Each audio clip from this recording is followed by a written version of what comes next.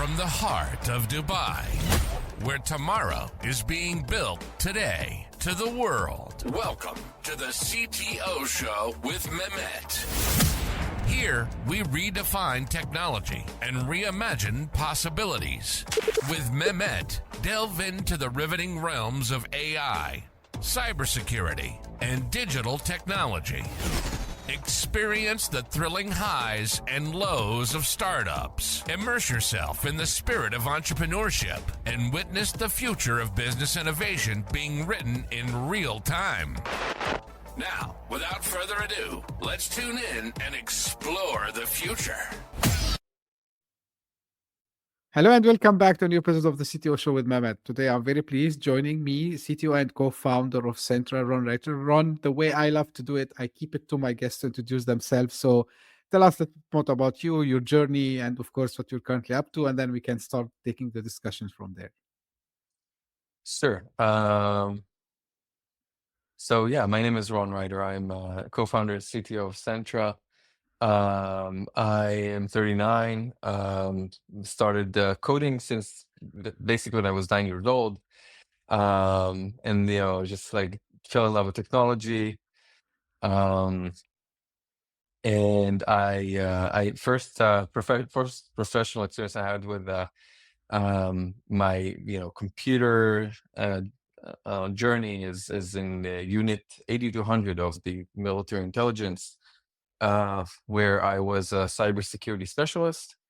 So that's where I kind of learned, professional coding and security and anything related to security, basically.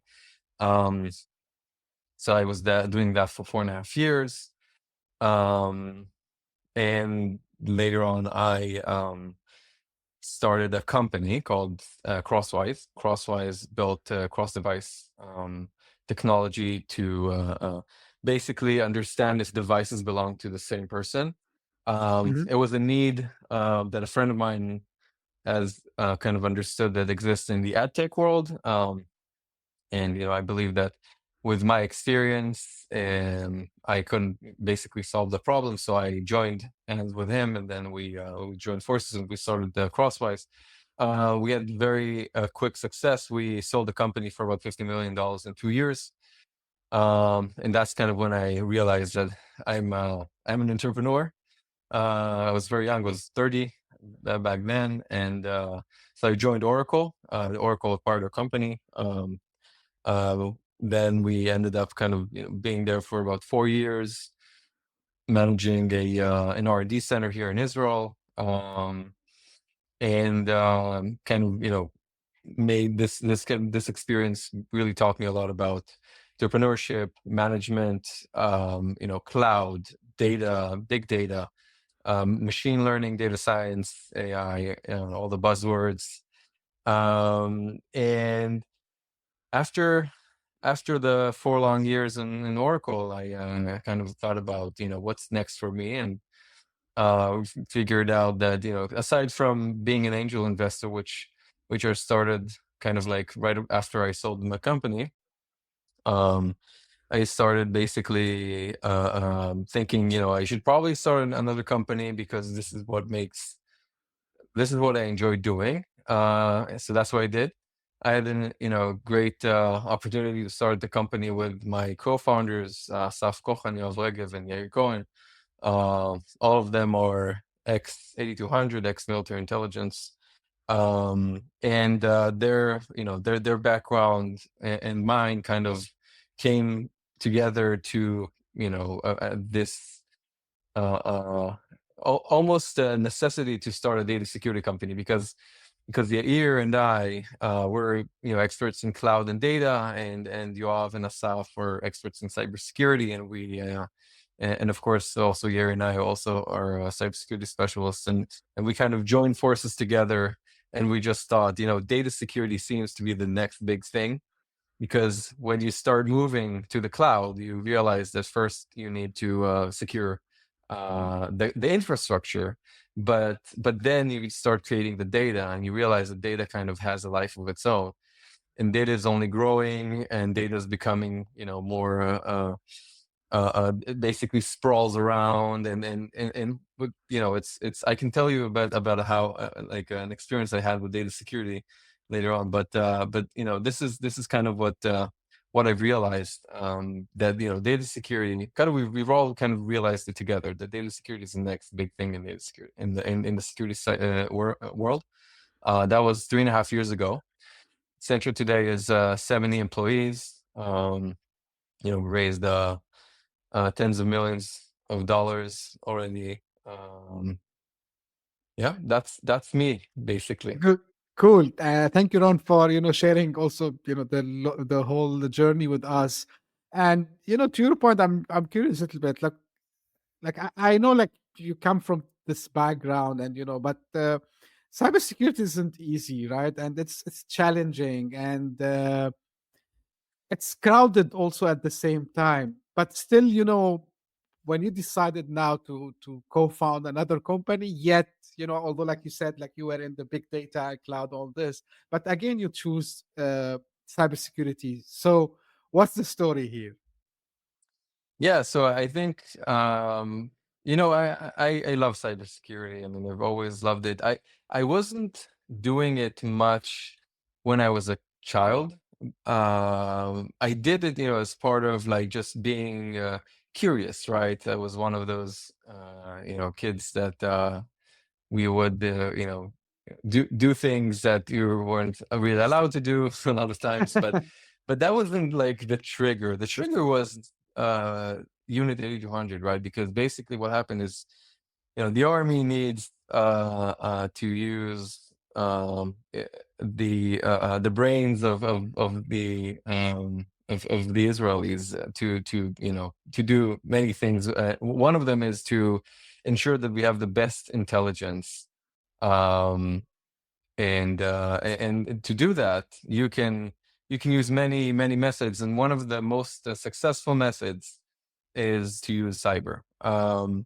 And so basically, I got recruited to be, you know, a professional cybersecurity expert, to do that, right? I wasn't a cybersecurity expert before, but they trained me to do it. So that's kind of how how the world of cybersecurity came, really in a professional way. And once the army, you know, the army really gets you to the highest level possible, and since then it's kind of natural on you, right? Because you learn that when you're 18 years old, and all of your friends are in the same ecosystem, so they kind of like, you know, kind of teach you whatever you need that you don't know yet, and like everyone kind of helps each other, and then there's this trend that all the people, all the military intelligence alumni start companies. They start to build companies in cybersecurity because, you know, because their friends also did the same, right? um, and then suddenly, like, all of your friends who you met in the army are the exact same people that can help you start the, you know, companies, right?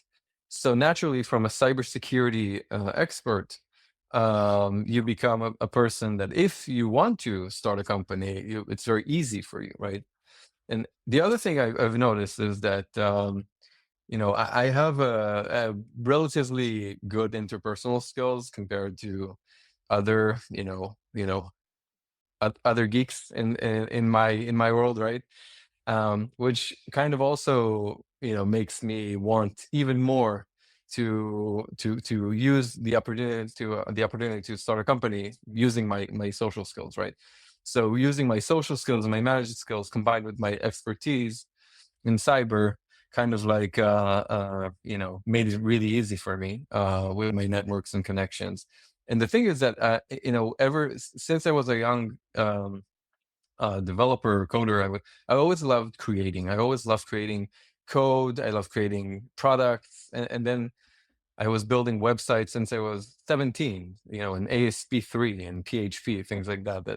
And I kind of like really liked that, and I really like creating in general. And what's the biggest creation in the world, right? Is a company, right? And creating a company was really like the biggest challenge for me, and that's why I did it the first time. That's why I'm doing it the second time. It's just the challenge is very fun. It's very stressful sometimes, but it's very fun, right? Right. There's nothing easy, of course. Um, so I've got that, Ron. Now, if I want to talk about Centra and about the gaps that you and your co-founders you have seen in the market, so like what you saw missing and you felt like, okay, guys, let's sit down.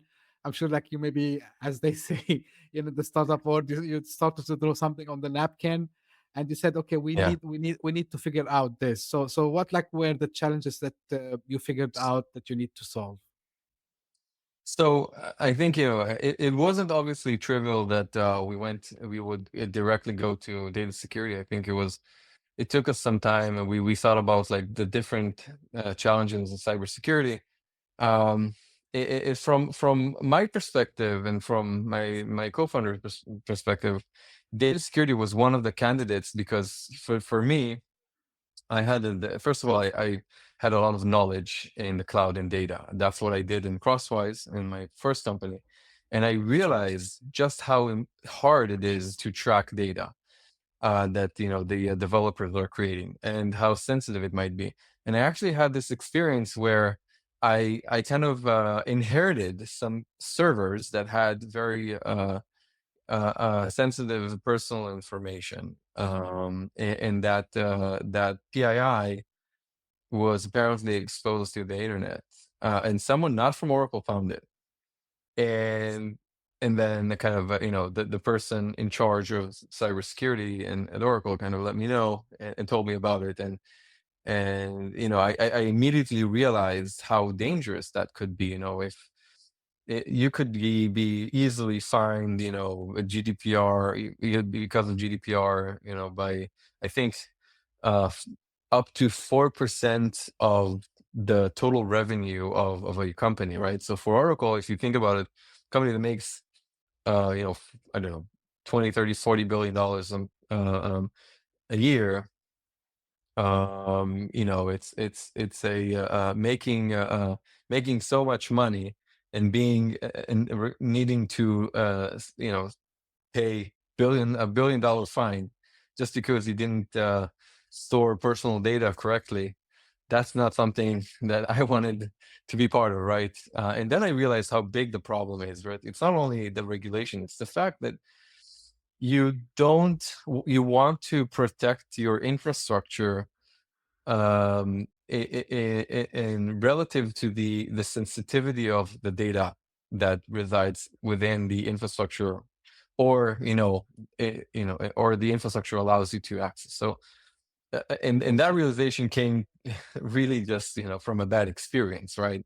So that's one of the things that I realized. I think for almost like kind of at the same time, Yair had kind of a similar experience, Asaf had a similar experience. When we all found out that we all had similar experiences with protecting data, critical data, sometimes, looking at it from an attack perspective, and sometimes looking at it from a defense perspective. But the point is that we kind of all realized that, the world doesn't understand it now. And when I say now, I mean 2021.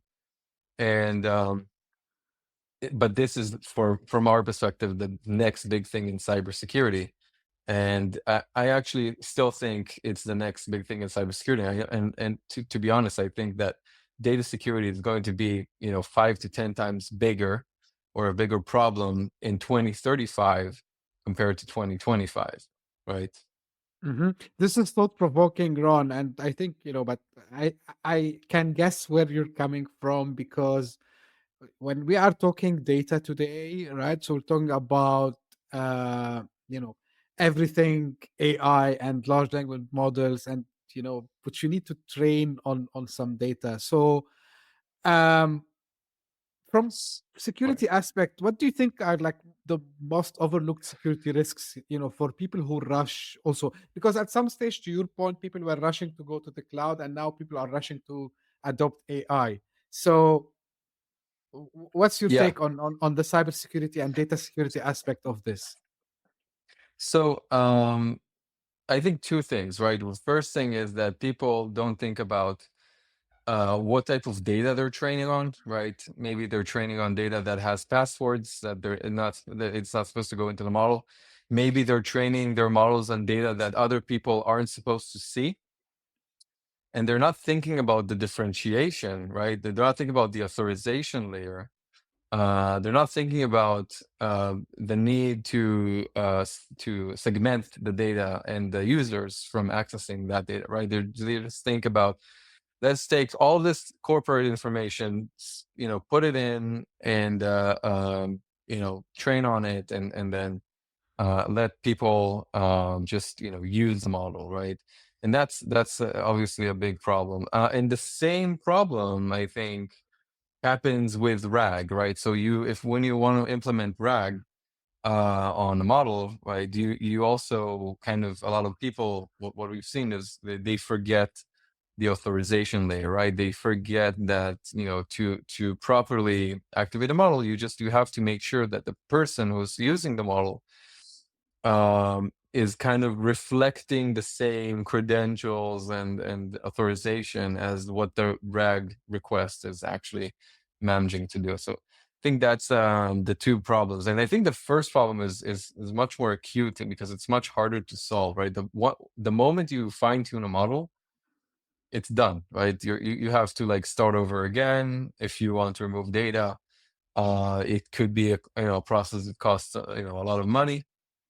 And what's even more dangerous about it is that AI models, specifically LLMs, generative AI models, the prompt-based ones, so they're actually very easy to they're very good at summarizing data, right? So let's say you would take a lot of documents, and some of them would have sensitive information, maybe passwords, right? And so you'd simply you can simply ask the model, just tell me all about all the sensitive passwords that you know about, right? That you've been taught, and it would just immediately spit it out. So I think that answers your question.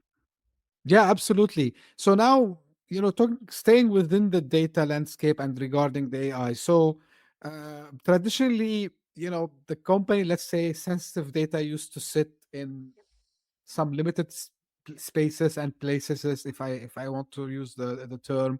So but now, things change. So so first thing is, the data is so much fragmented, Ron. So we have still few data in the databases, but the majority of data is unstructured, so sitting on different places here and there in the cloud also as well.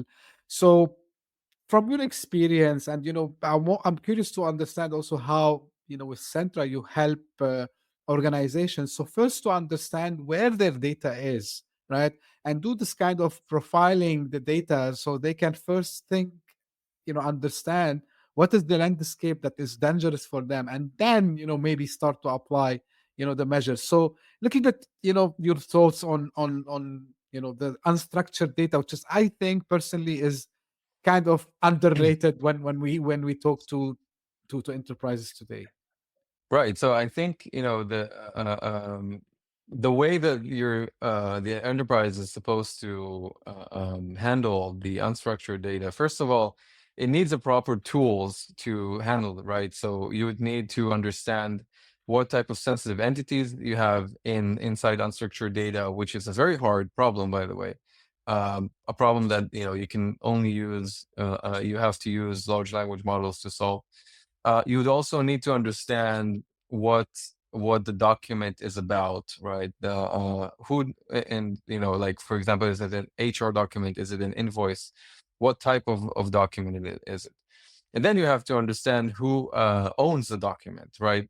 And to think about if it's owned by a person from an HR division, so maybe the data is belongs to HR and so forth. So first of all, you have to understand the context, and to do that, you have to basically have full visibility on your data, the data that might eventually go into your to training the model, right? So, and once you have this information, which is of course not trivial to achieve, Then you have to understand what goes into the model, what should go into the model, and also eventually what went into the model. If you want to look, on the if you want to analyze what actually happened. So, for example, analyzing SageMaker, or the data sets that are being used to train models retrospectively. That's also something you just want to make sure that you do, because then you can understand if the data, if by accident sensitive data went into the model, or things like that. So just to summarize, understanding like what type of sensitive data is in these documents, what type of documents are they, what and who has access to them, build a context around and understand which model should be trained by what data, and then retroactively verify that you've done a good job using by scanning the things like SageMaker. That's basically the concepts of what we call AI-SPM, right? AI Security Posture Management. Okay, so this triggered in my mind another question, which is, why, Ron, do you think the current um, security infrastructure is not enough, to be able to protect, you know, the data in the current use, especially, with the AI use cases and so Yeah, on. great question. I think this has been very coincidental, right? Because up to now, data security was more like just a data discovery and classification tool for just to make sure that your data security posture is correct, that there's no sensitive data moving around places that you don't want to be. But it wasn't really a security tool in the sense that it needs to be applied in order for you to protect something from happening. And now, because of large language models, now that they exist, and now the training is something that's so common, for the first time, this is becoming something that's not just a recommendation, but actually a requirement. Because if you want to protect information in your company, you have to understand exactly what goes into these models, because everything that goes into these models automatically gets you could assume that it's immediately accessible to everyone in the most in the easiest manner, right? That there's no it's almost as if you would put information that goes into the model out in the internet instantly, right? It's not if you send just one document with a password into a model for training, some malicious actor would immediately query, aggregate, some query that would aggregate all the passwords without even letting you a chance to take it back. I mean, no possibility to take it back, right?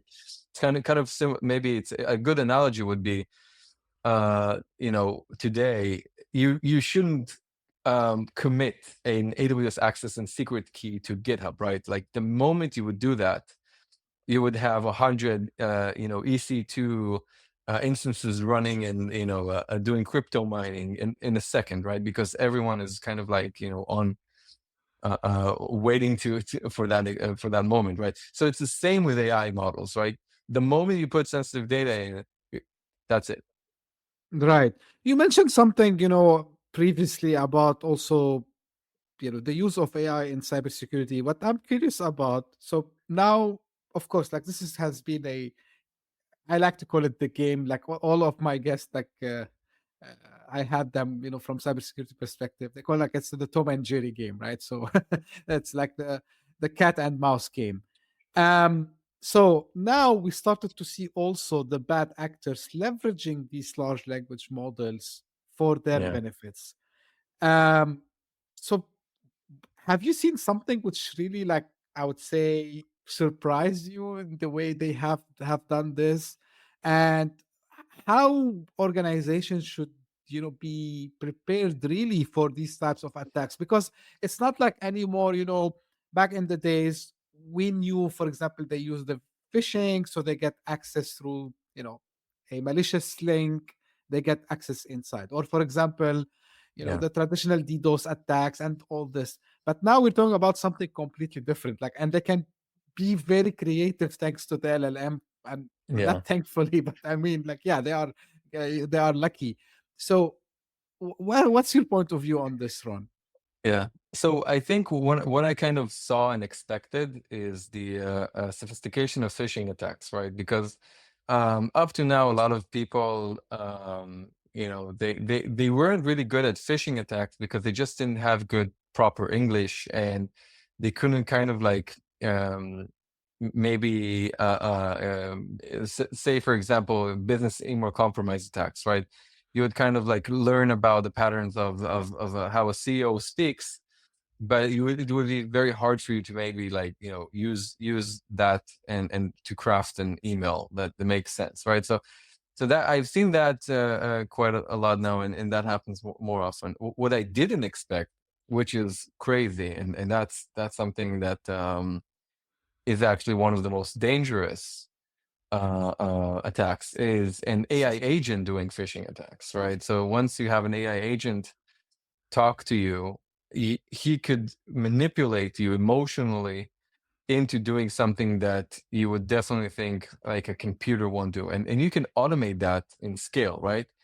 You can start really like, basically uh, uh, um, just extracting sensitive information out of people in ways that are you would never imagine, right? So the creativity is just as the more creative you are, the easiest it is for you to do it. Because I think that's something that will always be inherent in security, right? The humans are always the weakest link.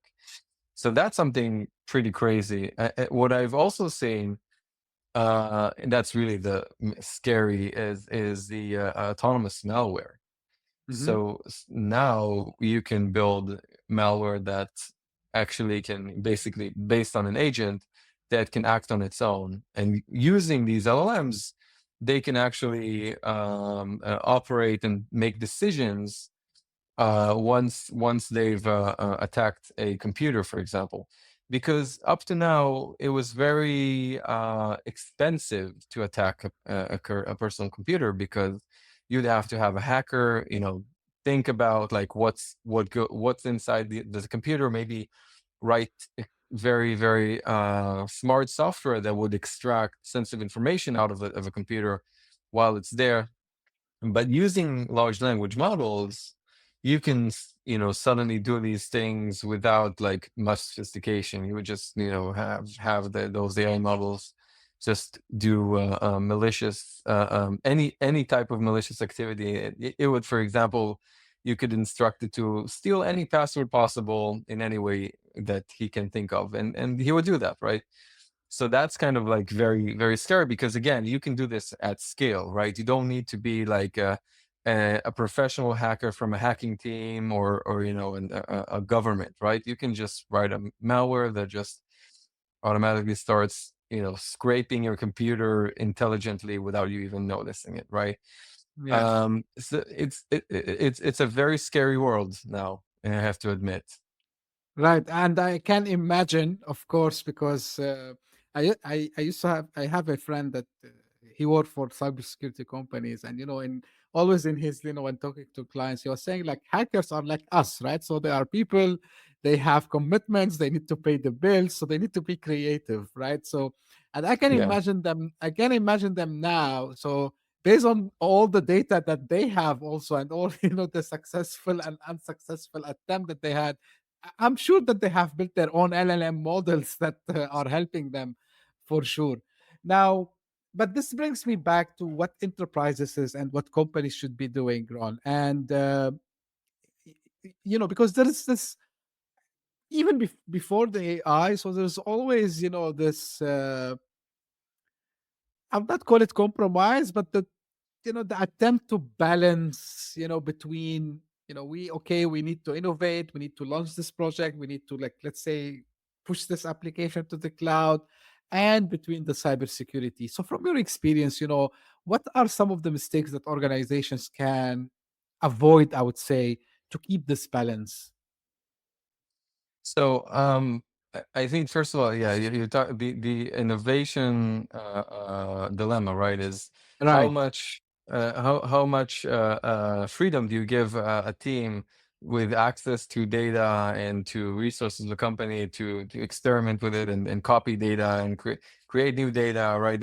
right. And versus like holding the data in a very, very secure manner. I think that's kind of very a very obvious one. And I think I'm actually going to say something positive. I think that organizations today actually realize how dangerous it is to give access to data. And I think what happens is that they block innovation, right? They don't let other there's like a lot of segmentation, and there's a lot of uh, um, you know uh, basically permissions that are enforced in the company, and processes that you have to go through to get permissions. And this is the current situation. I think what my recommendation in general is kind of also, you could say it's the reason that we started Sentra, actually, because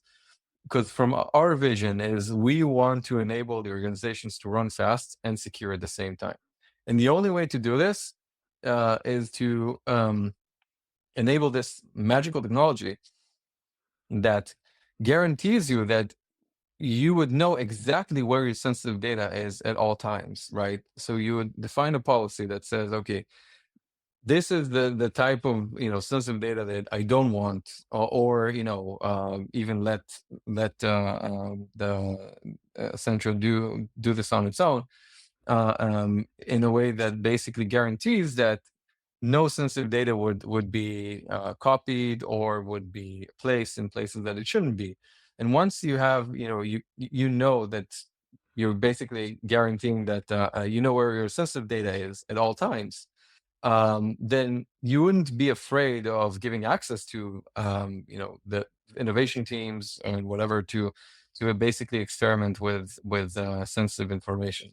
So just to summarize, if you have the proper security mechanisms of discovering classification, of knowing about data that you don't know that exists, right?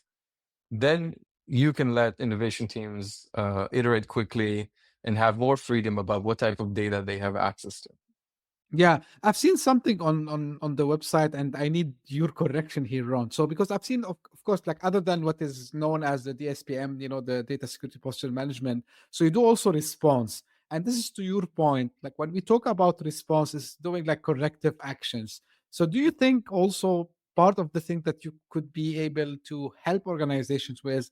So if someone is doing, let's say, um, I mistakenly, opened access to someone which I shouldn't do. So an agent would come in and say, "Hey, Mehmet, like, I think you should, you know, change, what you have done because one, two, three, right?" So is this something that you can help organizations with today, Ron, or is it like something possible in the future?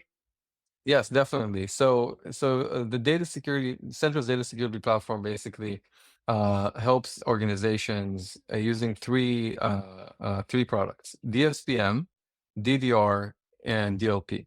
DSPM being data security posture management is the analysis product that understands the data security posture, understands if data is misplaced or shadow or overly excessive or publicly accessible. So that's kind of one thing. DDR is kind of the detection and response module, right?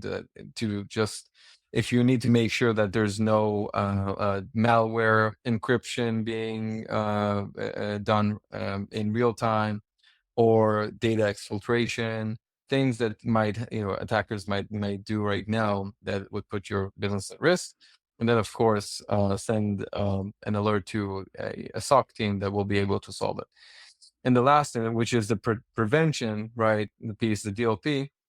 So today we already support DLP use cases by tagging. We could actually integrate into DLP systems, that can basically integrate with N365 or endpoint to block sensitive data from leaving the corporate environment. Another thing that we're able to do is to automate things like removing the sharing configuration out of sensitive assets, right? Let's say an organization would say, I don't think that confidential documents should ever be externally shared, right? So we would be able to also automate the removal of that share. So we do have an automation module that allows to either push tags out to systems like Microsoft Purview Information Protection or other utilities, as well as to action on the data to prevent potential data leaks, such as removing public file sharing. It's good. It's good to know that, Ron. And I asked this specifically so you can share that with us. So, let's have I know no one has crystal balls. I know all my guests are telling me we don't know what's happening in the future. Things are evolving very fast. But if I want to take your opinion about the future of the relationship between the AI transparency and data privacy in the coming years, how do you envision that, Ron? Well, actually, they kind of negate each other, because I mean they're both some things that the public cares about deeply. Regulations we're seeing regulations pop up with both, but they kind of go against each other, right? The more AI transparency you have, the more you disclose information that might hurt the privacy of people, because eventually the data that is used to train models belongs to someone, right? And that's kind of, I think, the fine line, and it's a tough question, like how do you achieve both AI transparency and data security at the same time? It's something that you have to balance. Right. And if we want to talk about emerging threats, of course, like you mentioned, the use of AI and the sophistication of AI. Other than this, what else, maybe you're expecting or you started to see signs of some emerging threats that are upcoming, and how do you think the customers who would be leveraging your platform would be able to defend from these threats? So I think what we've seen is there's more attacks related to data, both ransomware and data exfiltration.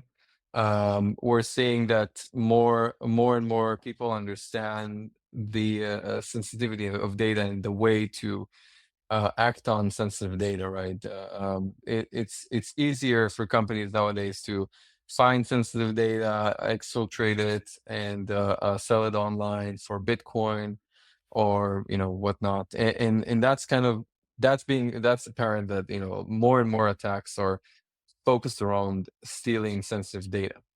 That's something we're seeing more and more, and to be honest, I really hope that we can develop a great product that can help as many companies as possible to really defend against this threat, because it's a very hard threat to defend against. Knowing that you have good data security posture, being able to protect all your boundaries, all the corporate environment, wherever data is, being able to track all data moving in and out. It's it's a huge problem. It's a problem that we're aiming at solving, and it will take us more time to develop the ultimate data security platform that can look at data wherever it is and protect data wherever it is. Just because data is just something so hard, right? It's hard to understand that it's sensitive. It's hard to understand who has access and who should have access, and it's also hard to protect and avoid data leaking, because you can't, a lot of times, the amount of processing that you would need to do to understand if data is even sensitive is not something that an organization would even want to consider running in terms of cost. So it's a really hard problem to solve, but it's a problem that needs to be solved. Absolutely. Now, like as a final, you know, part of today's podcast, you kind of touch on it at the beginning, when you were discussing your career, Ron. But being an entrepreneur and a CTO in cybersecurity, and you've seen like other sides of it also as well. Like, if we want to talk to founders, or like to be founders, or to be entrepreneurs in that space, like what kind of advice you can give them if they want to be in the cybersecurity space?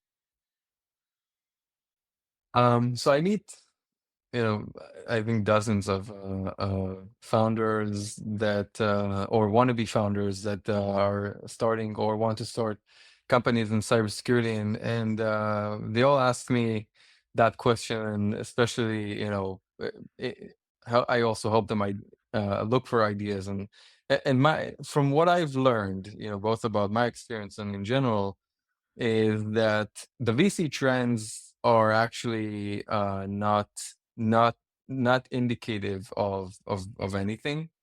The real problems that become categories are the problems that a CISO would say that they're real, and B, he would pay a lot of money on. Hmm. And I think that's the combination is what people are missing. I think a lot of times in cybersecurity in general, in specifically in cybersecurity, people often try to solve a small problem, even though it exists.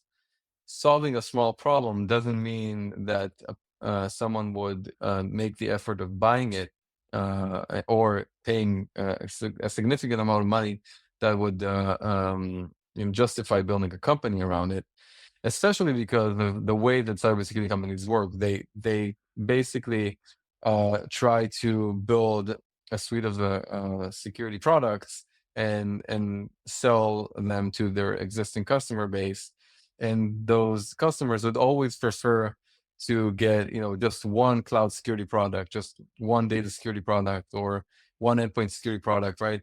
And not 20 others. I think what is apparent, and I think it's maybe goes against that point, is in cybersecurity there's so many emerging threats that you often do need innovative solutions that the traditional companies can't provide, and that's why there's always room for innovation, always room for startups, but you have to solve a big problem, right? If you solve a small problem and you see all the VCs go and think that they know what they're doing because they invested in one company, and then they saw that one VC invested in one company, and then that's the reason that they invest in another company. It doesn't mean anything. You have to be confident in yourself, knowing that it's a big problem, knowing that the person that you're going to build that solution will actually buy the product and pay a lot for it.